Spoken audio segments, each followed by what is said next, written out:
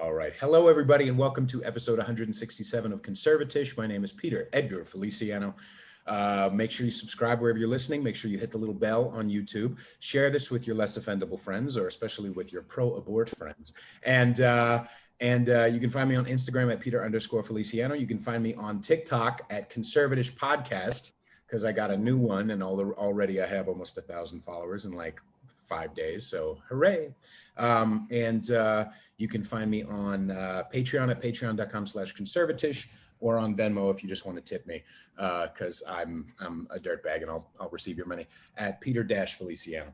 Ladies and gentlemen, we have, it is my wonderful privilege to welcome Grace and Eden from Abortion is a Black and White Issue. Yay! Thank you so much for coming on the show.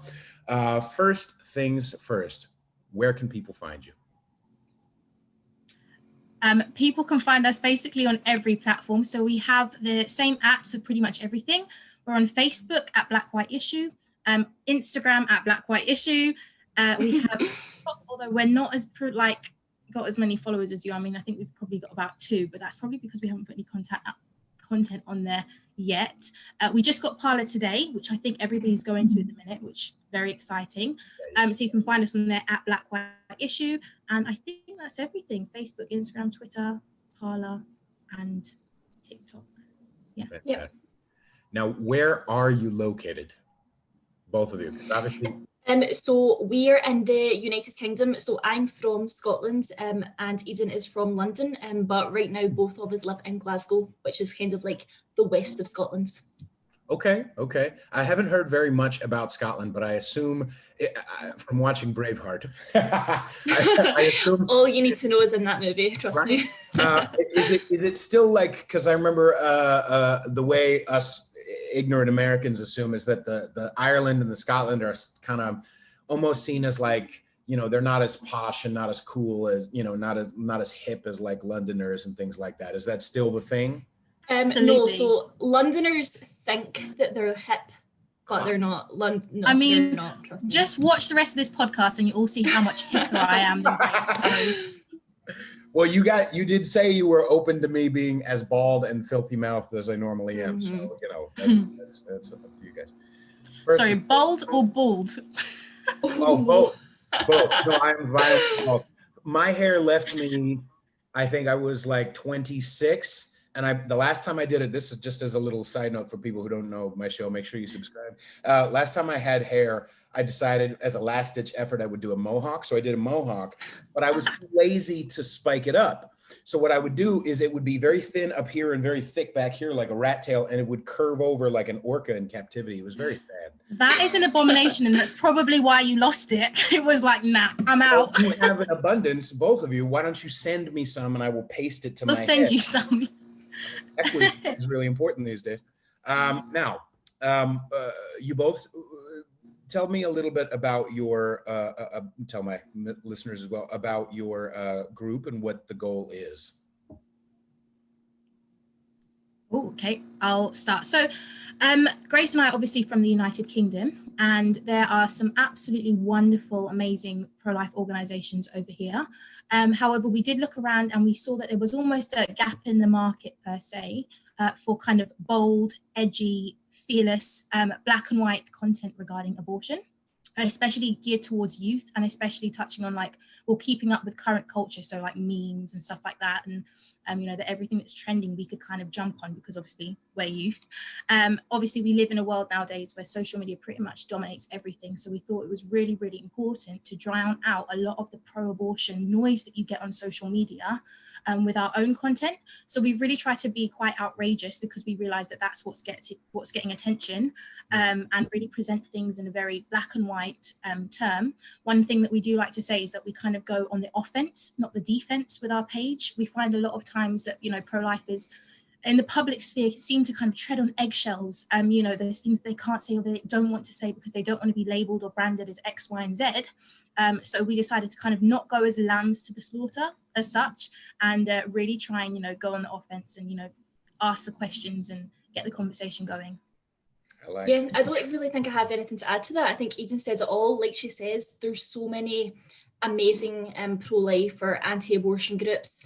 and they do absolutely fantastic work. But I think something that we both realised was that all of them were kind of preaching the same message. It was, you know, love, compassion, kindness, support, which of course in the fight against abortion is super important. But what we realised that there wasn't really anyone just saying it as it is, you know, as Eden said, just in black and white terms. And we decided that that was a really important message to get across. So we decided to do it, and that's it. Yeah, I like that. What I liked about your page too was that, like you said, it was kind of a bit over the top, a bit edgy, a bit whatever. Because often, and I've talked about this with, I had Teresa Bukovac of Secular Pro-Life. I had Kristen Hawkins on my show from Students for Pro-Life, Students for Life. When I first started realizing that I wasn't as liberal as I just assumed most of my life that I was, under those guidelines of what liberal, everybody's definition is different, blah, blah, blah. Mm-hmm. When I started realizing that, my first inclination was like the biggest piece of bad news for me is like, oh no, am I pro-life? Oh no, because branding wise, you're absolutely correct. Branding wise, you know, y'all have been boring for a long time. It's like, you know, it's about the branding wise was never something that was accessible to younger people, something that's accessible to meme culture, something that's accessible to tongue-in-cheek, over-the-top, you know, kind of, you know, mischievous, whatever, you know, cheeky monkey, if you will. There's never been that type of push when it comes to the language. Another thing was calling it, instead of calling it pro-life, anti-abortion. Yes. Instead of calling pro-choice, you guys call it pro-abort. You know, absolutely. And labeling it that way, hopefully, I think, adjust people's perceptions of it, you know? Yeah, definitely. I think one thing, sorry, I'll just quickly say something and then Grace can say, because this is her thing, very much language orientated, but our thing is reclaim the language. Yeah. Yeah, well, I think using really precise language is really important. I think as well, because even this is maybe just something that's happened in recent years, the phrase pro-life appears to have been like hijacked by every kind of sort of social justice movement going on right now. You know, right now, pro-life covers things like immigration, gun control, euthanasia, like everything under the sun. And me and Eden, what we talk about on our platform is purely anti-abortion. So because the phrase pro-life gets mixed up in so many different things now, we really just use the phrase anti-abortion to describe us, just to make it as straightforward as possible. And it means like the waters can't be muddied, so to say, and the same with pro-abortion. And, you know, I think the phrase pro-choice was specifically designed by the pro-abortion movement to kind of sugarcoat the reality of abortion with a nice word like choice. So we decided to use pro-abortion because it's very simple. If you support the existence of abortion, you are pro-abortion, and that's it. Yeah, I think as well, the media do try and paint us out to be something evil, anti-abortion, you anti-abortions, like anti-abortions, anti-aborts, but taking that and flipping it and being like, yeah, actually we are anti-abortion and we're super proud of that, it throws people off guard. Yeah, like there's nothing wrong with being against cutting up kids. Like that's a pretty normal position, I would say. God forbid. Yeah, I mean, it does seem pretty simple, but I think it's simple when someone actively thinks about it. Now, this is maybe a touchy subject because I'm sure that you have, and maybe we'll go into the science. I'd love to go into the science of it, but I think especially because you have younger people who follow you and things, I think the stereotype does kind of hold water. There's that old adage, I don't know who it was, that if you're not liberal when you're 25, you're heartless, and if you're not conservative when you're 35, you're brainless. It's ham-handed, you know. I guess what I'm trying to say is that there is a good amount of like when I was a liberal guy, or when I thought I was liberal, there was an of courseness to it and a lack of research into the opinions that I held, right? And I think that it's normal for younger people to be idealistic and to be, you know, not the generalizations don't help, but to be not so, because they're still trying to figure themselves out and still trying to figure out life. So I think it's normal for younger people to not do as much research into their opinions. Do you find that from your experience that is a normal thing? I think that from what we've experienced online within the pro-abortion community, there is very little sort of research on their part. I think from my experience, they all kind of seem to churn out the same rhetoric over and over again. There's nothing really sort of, you know, facts-based, science-based, knowledge-based at all, really. It's just kind of rhetoric slogans like freedom of choice, my body, my choice, no uterus, no opinion. There isn't any sort of real science or knowledge behind any of the pro-abortion arguments that I've seen. Eden, I don't know if you've experienced anything else. Yeah, so I do think that a lot of young people are just automatically pro-choice. I think that is the position to have, you know, that's the rational, logical position, because, you know, everybody loves choice, and like the sugarcoating of the words don't help with that. I think as well, if you look at social media, I mean, everything is like tailored to what somebody is looking at. And if your friends are doing like on the same platforms or certain platforms and you follow them, you're instantly going to get more and more of certain content coming into your feed. So I think there's definitely a default position. And I think anyone who does follow any kind of pro-choice page will get bombarded with other ones. So it kind of feeds their ideals that actually what they're doing is, you know, right and what they think is right. That's why we make such a massive effort to use pro-choice hashtags and to post in pro-choice groups, because you need to get them where they're at. So if they're constantly following pro-choice hashtags, you slip yours in there and they're going to see that one pro-life content, anti-abortion content, whatever you want to call it. And even just seeing that one little thing, they'll come onto the page and they'll see, oh, actually, they've got quite a few followers. Oh, actually, they've got quite a few things. They'll get into the comment section. Maybe they'll DM us and it will give them a chance to hear a different point of view from somebody else. So it's all these echo chambers. I mean, everybody is guilty, I think, of falling into this kind of echo chamber of, you know, everybody validating the opinion that they hold. So I think it's really important, even for people, you know, anyone, even if you think you're on the right side, even if like me, I will go onto pro-choice pages. I'll have conversations just to make sure every now and then that I am getting out of my echo chamber and hearing different points of view and understanding where other people are coming from. So, yeah. Yeah, I think that no one really wants to kind of burst their own bubble or kind of ruin their own narrative. Even last night, me and Eden went to a presentation, and it was from a pro-abortion woman, and she was talking about the motivations of the anti-abortion movement. And she had the whole anti-abortion platform depicted just as right-wing Christians, and there was no room for anything else. So God damn it, yes. Yeah. So me and Eden were texting, being like, I wonder if she's going to mention any pages like Black White Issue. And then we thought, no, of course she's not, because that will burst her narrative of what she thinks the anti-abortion movement will be, and it will ruin her presentation.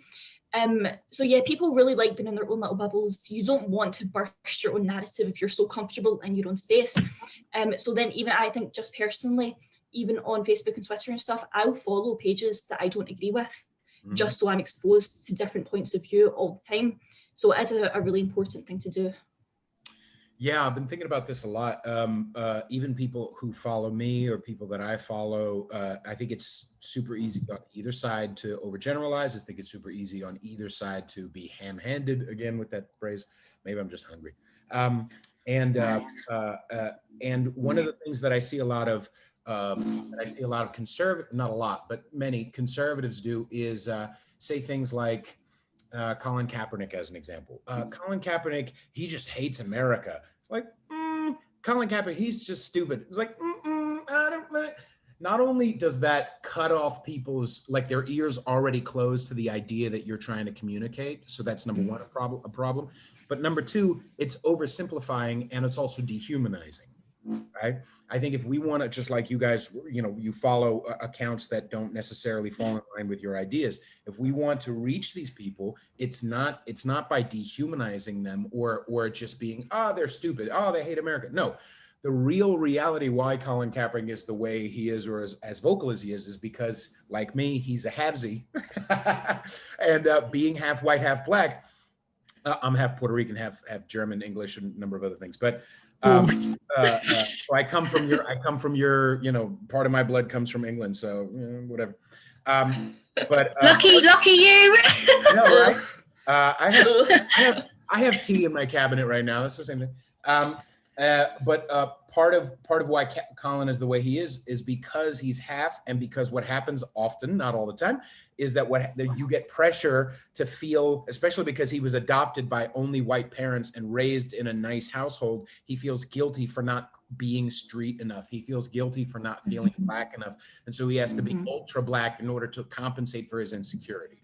So he's not stupid. He doesn't hate America. He's doing what he thinks is best from his own good intentions, but he's flawed in his reasoning. The basis of his argument in which he builds on his good intentions is flawed. Similar to what I think a lot of pro-abortion people are. They have good intentions. They think they're doing the right thing. Besides, Planned Parenthood, I think, and besides the UCSF, you guys know what's going on with University of California, San Francisco, right? How they actually get money in order to do research on aborted fetuses. So Planned Parenthood will sell the body parts. Sometimes what's most valuable to UCSF and the research centers there is almost like as close as they can get to a still beating heart, so that they can do research on it. And so Planned Parenthood and groups like that will sell the body parts, sell the babies to University of California, San Francisco. That is so Is that sad. with David Daleiden, or is that something completely different? I believe so. I'm not as well versed as y'all, I'm sure. But the people, besides a couple of those creepy people, are well intentioned, I believe. Pro-abortionists. Yeah, well, I would think that the abortion industry and pro-abortion people are entirely different. Like, for the most part, like the abortion industry, they're fully aware of what they're doing and how they're promoting it and how they're profiting off of it. I think, as Eden said, a lot of pro-abortion people, I think from what I've experienced, are pro-choice or pro-abortion by default. It's because we use nice words like choice and they're not exposed to any sort of different narrative. So a lot of people do just automatically fall into that camp of being pro-abortion. And obviously everyone has a responsibility to kind of educate themselves. Like, information has never been so more accessible. But yeah, there's a big difference between the abortion industry and pro-abortion people, I would say. And it's hard to therefore reach those people when, I think what you were talking about, Eden, about just being like, yeah, I am anti-abortion.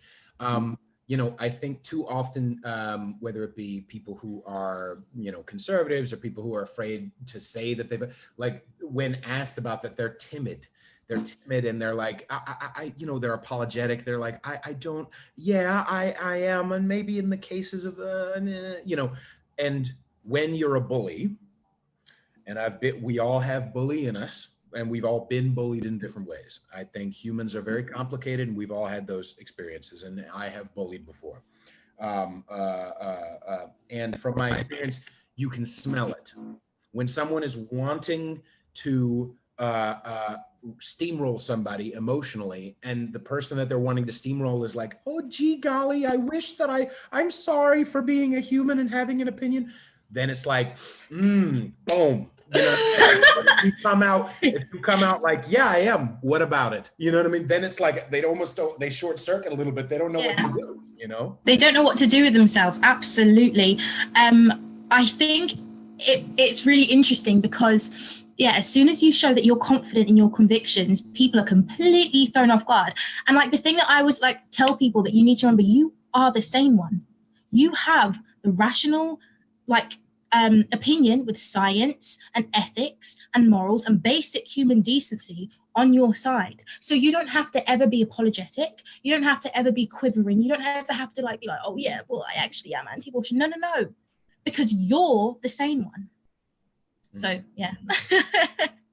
Yeah, I think that when you kind of bring it back into real terms and just look at things like in black and white, no pun intended, you see that there's actually thousands to millions of people on the internet publicly talking about cutting up kids and somehow we are seen as the insane ones. So see, when you strip it back, like strip all the like the rhetoric and the nice language back, and you look at what people are actually talking about, you realize that people in our position have absolutely nothing to be afraid of. You don't need to be apologetic. You don't need to be timid or shy. You just need to get right in there and say it, because as Eden says, we are the same ones here. We don't want to cut up people. Right. And the thing is as well, like there's always going to be some kind of doubt or some kind of like, oh my goodness, was that the right thing? Like even last night in that talk at the very end, there was a discussion period of this pro-abortion talk, and I challenged the woman. I was like, right, what you've said, thank you so much for all your like opinions, but that's not how it is. And I challenge you guys to get out of your echo chambers and actually speak to somebody. And I gave them my number. And then afterwards I messaged Grace like, did I do the right thing? Was that the right thing? Like, should I have done that? It was their talk, da, da, da, da, da. And she was like, no, it was an open discussion.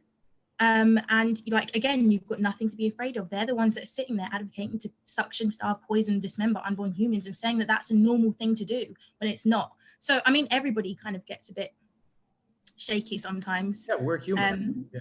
Exactly. Yeah. So are the unborn. Great transition. Because I was thinking I could go down like your history, but I think I'd like to go down the science first because it makes people uncomfortable, and rightfully so.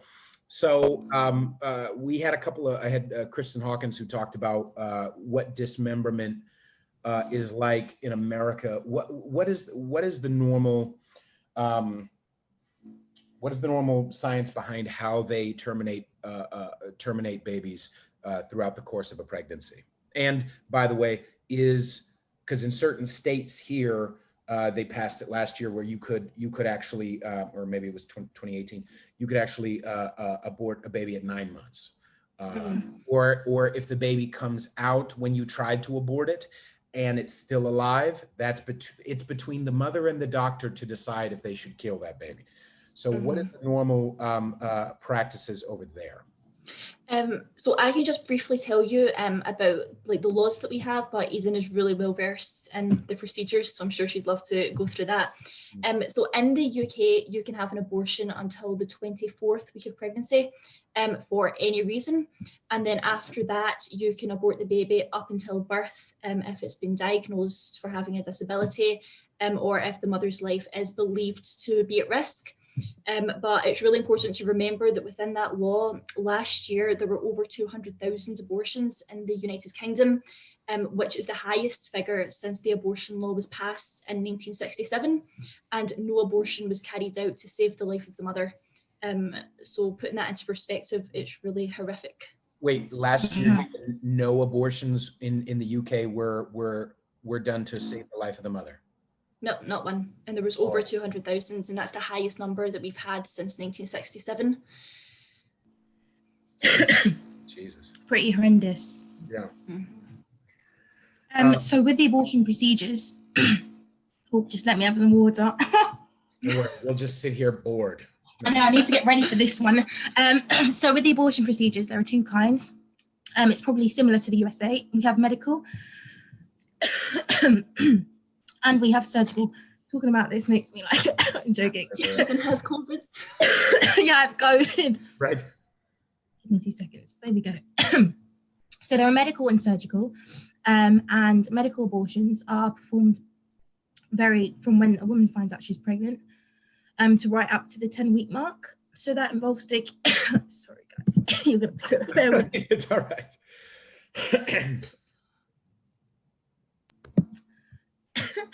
Right, I'll cover chemical abortions just now if you just want to. So chemical abortions, also known as medical abortions, are the most common type of abortion procedure in the UK. So I think it was about over 80% of the abortions in 2019 were chemical abortions last year. So I think that this is roughly the same in every country. It's done using two drugs. The first drug starves the unborn human of any sort of nutrients, causing it to ultimately starve to death. And the second drug will the unborn human out of the mother's body. Something that's interesting about the UK at the moment is that since we've had lockdown regulations because of coronavirus, we have had a DIY abortion pills by post service. So this is available to women who are meant to be 10 weeks pregnant or under. And basically you just need to contact the abortion provider just over the phone. You don't need to see a doctor. You don't need to see any sort of consultant. And you tell them that you are under 10 weeks pregnant. And then they just send the pills straight to your house and you perform your own DIY abortion, and you'll need to clean up whatever is going to come out of you.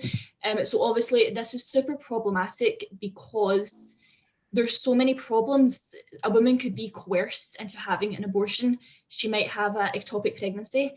She might not be under 10 weeks pregnant. So there's so many health complications that could arise from this. So right now that's super common in the UK. Most women who will have abortions right now are having a pills by post abortion. Sorry about that. So that is the medical abortions. And then with regards to surgical abortions, so you have the first, second and third trimester. So the first trimester surgical abortion takes place normally between 5 and 13 weeks of pregnancy. And abortionists will basically administer anesthesia to the woman. They will then use a tool to force open her cervix and vagina. And then they'll use a suction catheter, which is 10 to 20 times more powerful than your average household vacuum cleaner, and suction out the fetus. And then they'll use a curette to scrape the uterus to ensure that all the body parts have been removed. So that's the first trimester surgical abortion. The second trimester surgical abortion are performed between 13 to 24 weeks of pregnancy. The abortionist will then again administer anesthetics, and they will again force open the woman's vagina. They'll put in their suction catheter, suction the embryotic sac out, then they'll put in these sterilized, forceps, and they'll take the baby's body parts and rip them off their body. Then they'll get these clamps, they'll put it down on the baby's head, crush the skull. They'll know that's been crushed when this white liquid comes out, and then they will use a curette again to scrape around the lining of the uterus to make sure they've removed all the baby's body parts. They'll also have to reassemble the body parts on a tray. Now, I know a woman, she's a very good friend of mine, she had 2 abortions. One of them was the one that I've described, a second trimester surgical abortion. And she said they actually reassembled the baby's body parts in front of her, which is just absolutely horrendous. The third trimester surgical abortions, they are basically in the third trimester when the baby's really, really large. And that takes 2 to 3 days to complete. So they'll have to inject a needle full of a drug called digoxin into the vagina or the stomach of the mother, and they'll aim for the baby's head or the heart. That will then cause them to have a fatal cardiac arrest. They'll put some seaweed into the vagina to open it wide enough, because she's basically essentially going to have to be giving birth. And that's left there for 2 to 3 days so that the cervix opens. Then she'll need to give birth to her dead baby, or like you said, if it's born like alive, if the injection hasn't killed it, they will then stick a needle into the back of their head to kill it, and dismember it. So I mean, like, all of these procedures are completely brutal, completely inhumane.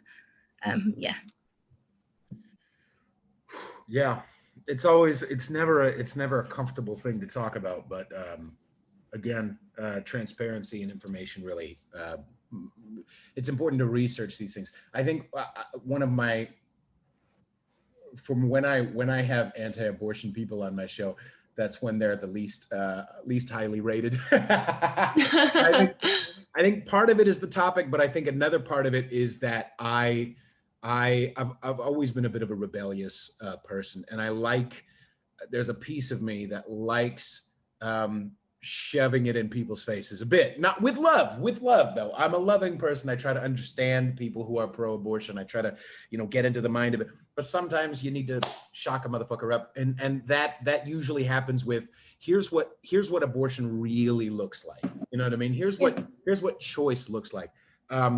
Let's talk about choice. And then maybe we'll get back to that. But from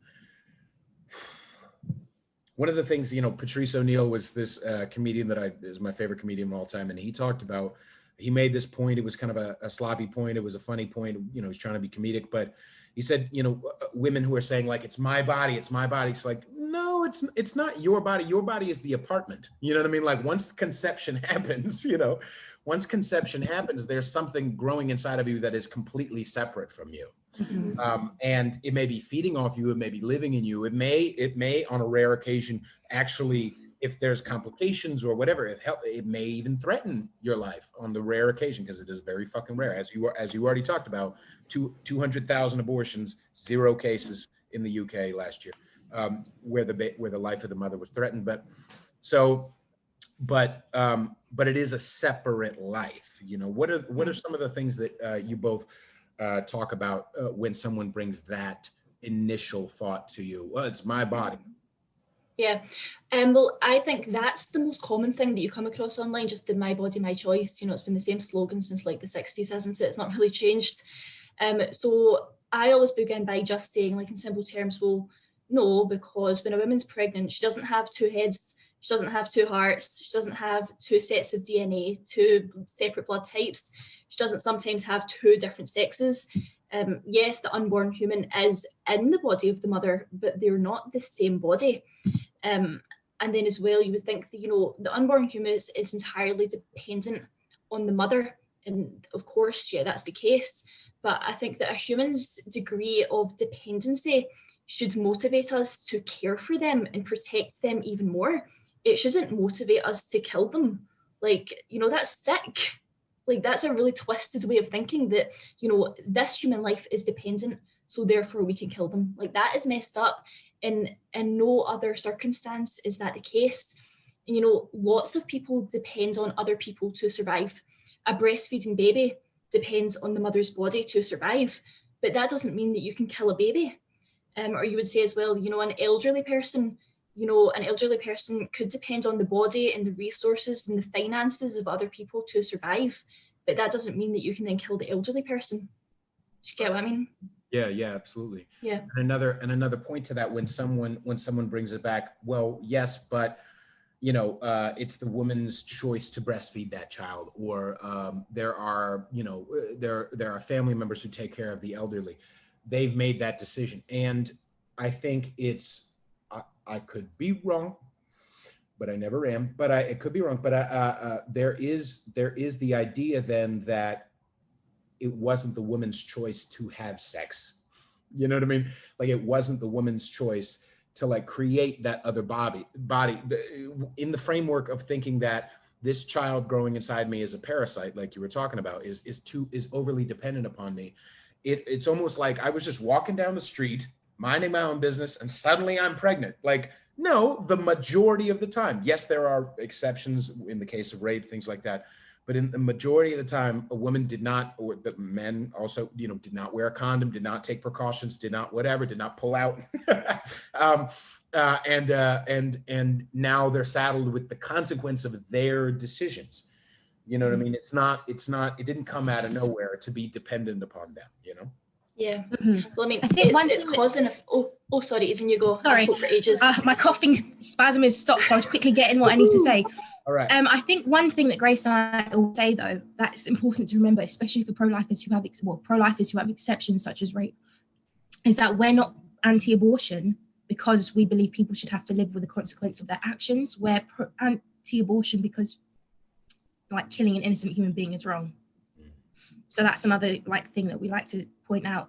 And with regards to it's the woman's body, it's the woman's choice. Women don't abort their own bodies, and no choice should ever include legally being able to dismember your child.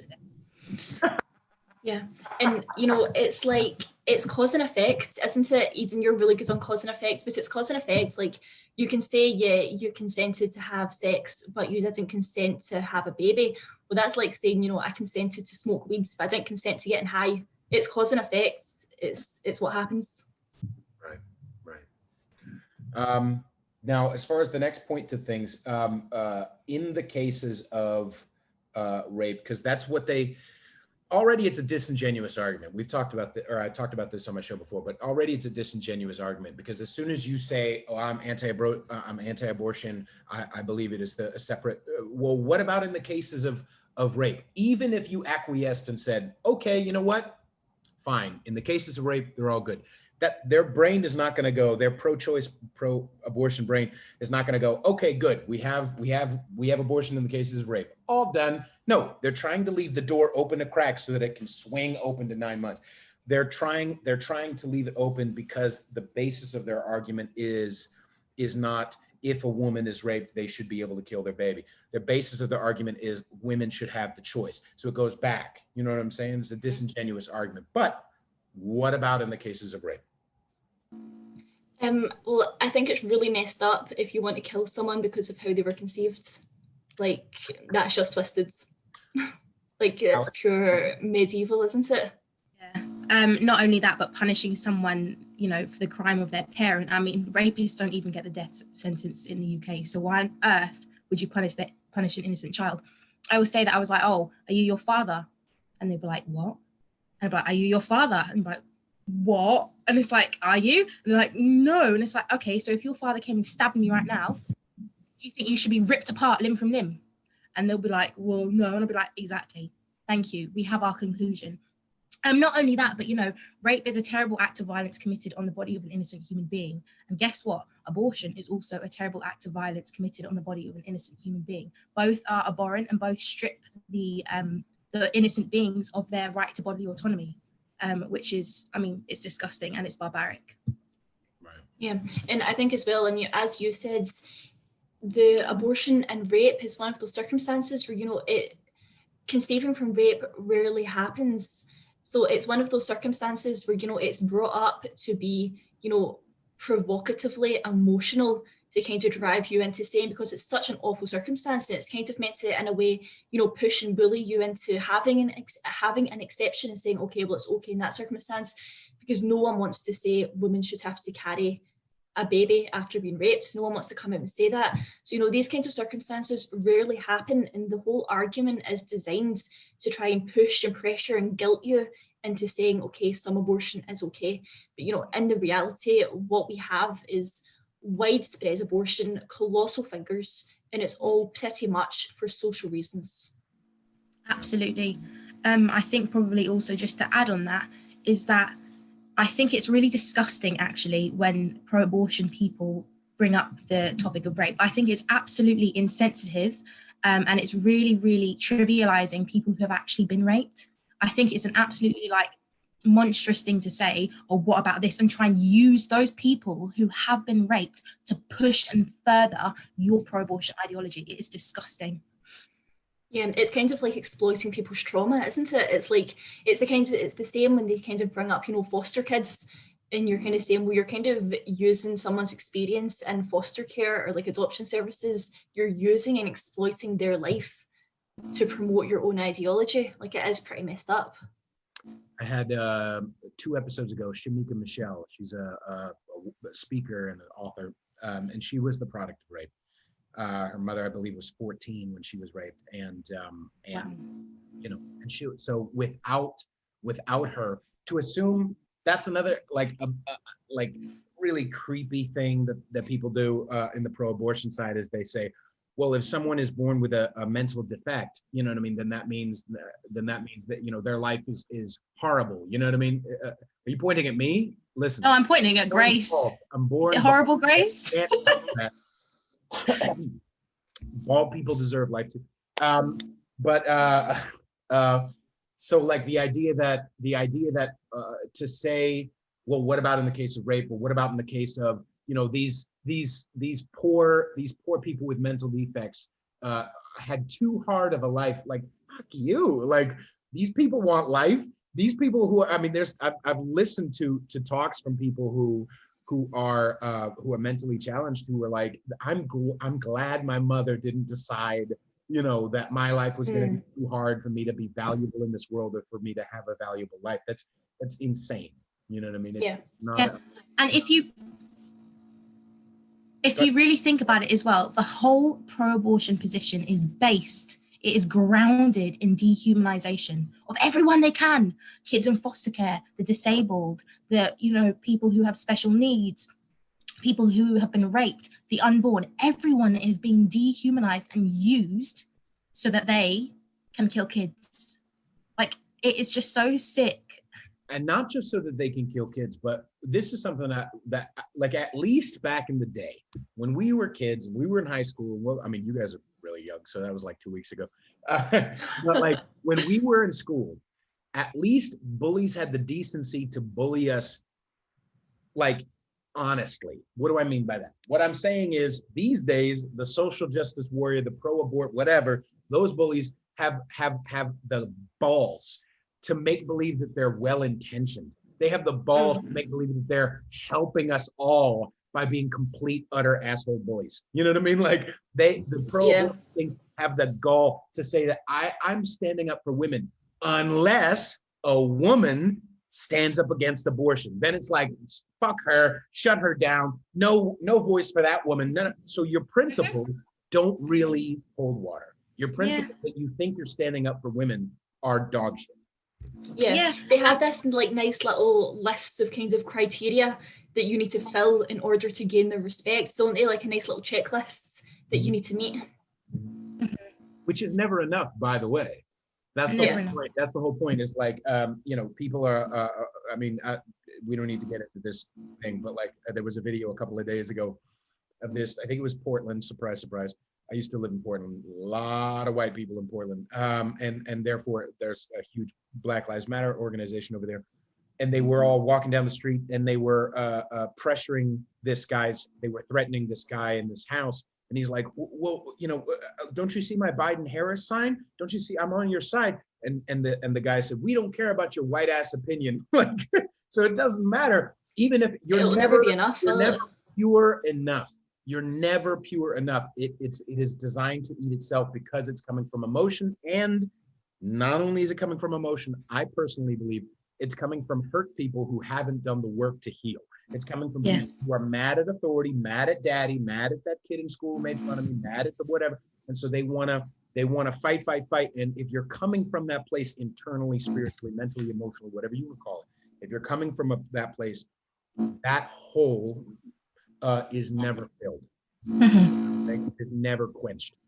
And as well, I think what they don't realize is that they are shoveling money into this massive multi-million pound dollar making industry that is literally profiting from exploiting the vulnerable, whether that be women, like men, and the unborn. They're literally shoveling money for these big corporations to just, roll around in it. It's so sad. Right. Yeah. I don't know if you guys, how it works over there, but in America, we have transparency, although it's hard to find because anytime like bureaucracy or bureaucratic, like they try to build a website, it's horrendous. Like if you ever go to like FBI.gov and try to find the statistics, it was made by some 48-year-old. Like it's never somebody who's like understands technology. Anyway, but as far as that goes, you can find out, one of the things that, as an example, in America, they've said, every time there's been a tragic shooting, a mass shooting, they've said the NRA like puts all this money, they own the government. Planned Parenthood puts a lot more money into government, into senators, into their pockets than the NRA. The NRA is nothing compared to Planned Parenthood, compared to women's movements, compared to race movements, compared to like the NRA is nothing. You know what I mean? Planned Parenthood owes a lot of sway. Is that information? Well, there are really as well. Oh, sorry, what did you just say there? Is that information accessible for the UK as well? So in the UK, we have two main abortion providers called Mary Stopes and BPAS. So I think it's kind of the same circumstance that you're talking about. These corporations publish annual reports, but then, it's like screens and screens and screens and screens of text. So information can be really difficult to find. But we know that, Mary Stopes is Mary Stopes International, and they work in dozens of countries across the world. And we know that they're an extremely wealthy organization because I think it was in 2018, their CEO, and Mary Stopes is a registered charity, but their CEO got paid a salary of over £400,000, and he got a 100% bonus from the previous year. So we know that these are extremely wealthy corporations. And how do they get bonuses unless they kill kids? Exactly. I mean, I can't actually remember the figure for it, but they had killed millions of children around the globe in all their facilities worldwide that year. You know, it really is just appalling. It is appalling. I would like to, and then we'll start wrapping up here in a minute. And I also just really appreciate you both taking the time to do this with me today. You know, I think it's important for us to have these conversations and to, really get it out there. And regardless of, I don't need to agree with everybody I follow. I don't need to, I was thinking about it last night. I was listening to Alec Baldwin's book, and he's a very staunch, very vocal anti, a lot of this, not a lot of the stuff, but some of the, definitely politicians I voted for. But things are complicated, and I can respect someone's or follow someone's page as long as they're not vitriolically calling for, shutting down a free speech, as long as they're not vitriolically constantly like, screw all these people, blah, blah, blah. Mm. But I think it's good for us to have these conversations and to flower it, just to get corny for a second. Anyway. Mm-hmm. Yeah. So I did want to also talk about, because there was a really interesting talk, a Nigerian woman on your YouTube page who talked about the effect of Melinda Gates and what she, and her charity in her work in Africa. What is it like? What is it like? What does abortion look like around the world, like in Africa specifically? So the lady that was on our YouTube, she's absolutely amazing. One of my pro-life heroes, her name's Obianuju Ekeocha, and if you guys are watching, you should follow her on Twitter. She's brilliant. So she wrote an open letter to the Bill and Melinda Gates Foundation after she found out they were literally funneling money into African countries to provide abortion access, or as they like to call it, reproductive health access or healthcare. And she was absolutely outraged for several reasons. One of them being is that the African culture is one that actually values life. They're very family orientated, they take care of their families. And for some Western people, as she calls it, the Western people being trying to ideologically colonize, which is what she calls it, African countries by pushing their pro-abortion agenda. She thinks it's absolutely horrendous because African people don't want abortion and they don't need abortions. She also came out with some statistics in her talk that was talking about how now Western countries are putting more money into population control programs, i.e. reproductive healthcare services, than they are into food, water, education, sanitation, all of these different things. They're actually now putting in more money to controlling their population. So one thing that I like to ask people when I'm talking about kind of this whole abortion in Africa and overpopulation is that, there is a lot of people, Bill Gates included, who think that the world is overpopulated. And so I think, if the world is overpopulated, who are they going to target first? First is girls, obviously, because we're seeing this in India and China. There are 70 million more men in India and China at the minute than there are women due to sex-selective abortion and gendercide, because they are eliminating females. And the second is the Africans, because there are a lot of people in Africa, a lot of countries, and they're quite a large poverty-stricken area. So they can get in there and do all their dirty work, and which we've seen because Mary Stopes has been found to do illegal operating of abortion clinics in Africa. And we've found that they are targeting these minority people who live very much in poverty as like this kind of plan to, reduce the population, which is a conversation for another time.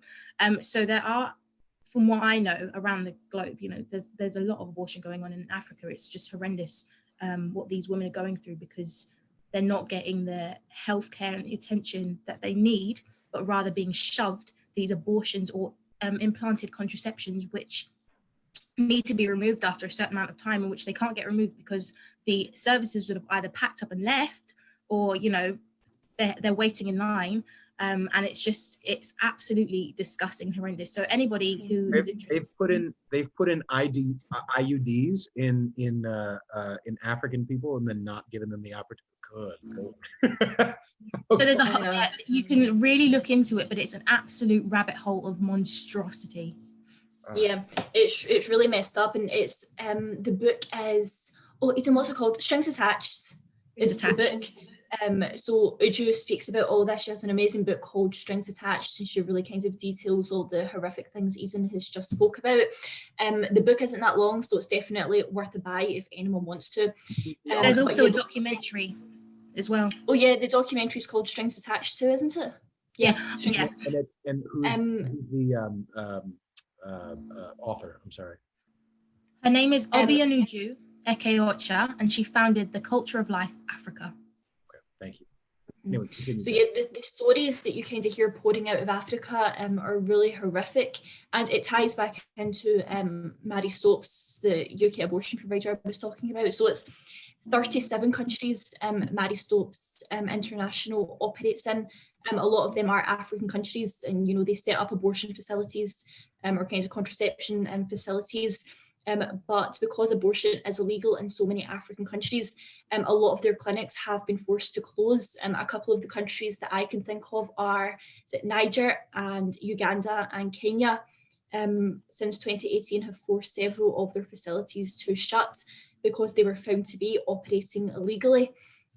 And I think it was only maybe about 3 weeks ago, an article came out that there was fake doctors found to be operating on women in Kenyan abortion clinics, and there was like 10 dead fetuses found outside in the back, and all had to be shut down, and men have all been arrested for it. So it's really horrific that women and children in countries like Africa are subjected to this kind of treatment. It's so appalling. I think it's a global issue, and I think it affects much more than just abortion, but abortion is definitely a longer of it.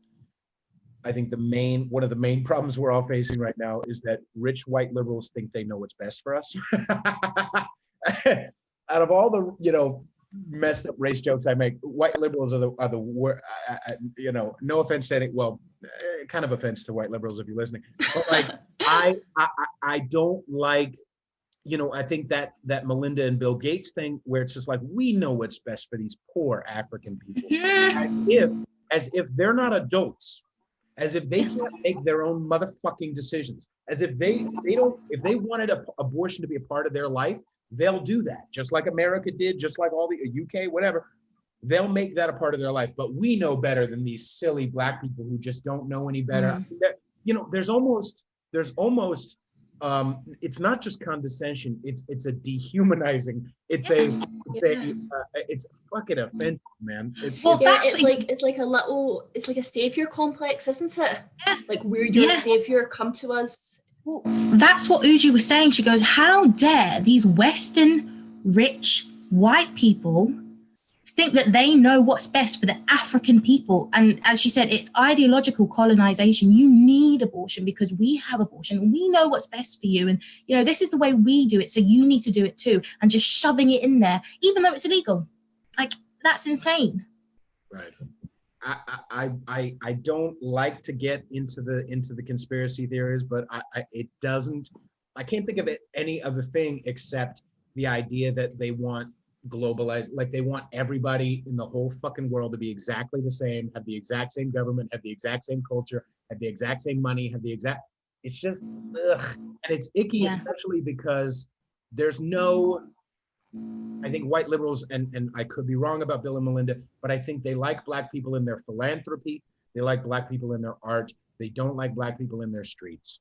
If they went to Africa, they would be doing the exact. I'm not saying if I went to Africa, I would be like, yeah, let's kick it in a place that doesn't have, sidewalks either.